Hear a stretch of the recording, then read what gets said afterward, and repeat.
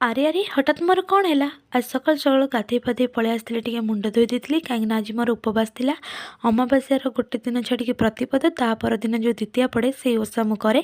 ଆଉ କେଉଁମାନେ ଦ୍ୱିତୀୟା ଓଷା କରୁଛ ମୋତେ କମେଣ୍ଟ ମାଧ୍ୟମରେ ଜଣେଇବେ। ଗୋଟେ ନନା ମୋତେ କହିଥିଲେ କି କରିବା ପାଇଁ ଦ୍ୱିତୀୟା ଓଷା, କାହିଁକିନା ପୁଅର ଟିକେ ଚନ୍ଦ୍ରଦୋଷ ଲାଗିଛି, ତ ସେଥିପାଇଁ ତା'ର ପ୍ରତିକାର ସ୍ୱରୂପ ମୁଁ ଦ୍ୱିତୀୟା ଓଷା କରେ। ଆଉ ମୁଁ ଏଠି ଆସିକି ଚୁଟି ଶୁଖେଇ ଦେଇଥିଲି, ତାପରେ ଚାଲି ଯାଇଥିଲି ଠାକୁର ଘରକୁ, ଠାକୁର ଘରେ ମୁଣ୍ଡିଆ ମାରି ଦେଇଥିଲି। ଆଉ ତା ସହିତ ମୋ ପୁଅ ବି ଚାଲି ଯାଇଥିଲା ମୋ ସହିତ, ସେ ବି ଟିକେ ମୁଣ୍ଡିଆ ମାରି ଦେଇଥିଲା। ମୁଁ ତ କହିଥିଲି ଆପଣମାନଙ୍କୁ ସେ ମୋତେ ସବୁବେଳେ କପି କରିକି ମୁଣ୍ଡିଆ ମାରେ ବୋଲି। ତାପରେ ମୁଁ ଏଠି କ୍ୟାମେରା ସାମ୍ନାରେ ଟିକେ ଷ୍ଟାଇଲ୍ ମାରି ଦେଇଥିଲି। ତାପରେ ଏତିକି ଲୁଗା ନେଇକି ଛାତ ଉପରେ ଶୁଖେଇ ଦେଇ ଆସିଥିଲି। ଖରା ବି ଟିକେ ଖାଇ ଦେଇଥିଲି ଛାତ ଉପରେ। ତାପରେ ପୁଅକୁ ନେଇକି ତଳକୁ ଆସିକି ତାକୁ ଖୁଏଇ ଦେଇଥିଲି, ରୋଷେଇ ବି ସାରି ଦେଇଥିଲି।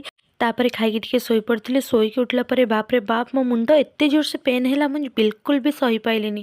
ତଥାପି କ'ଣ କରିବା, ଗୃହିଣୀମାନେ ତ ଉଠିକି ସବୁକିଛି କାମ କରିବାକୁ ପଡ଼ିବ ନା। ମୁଁ ଲୁଗାପଟା ଭାଙ୍ଗିକି ରଖିଦେଇଥିଲି। ଦେଖା ହେବା ନେକ୍ସଟ ମିନି ବ୍ଲଗ୍ରେ। ଜୟ ଜଗନ୍ନାଥ।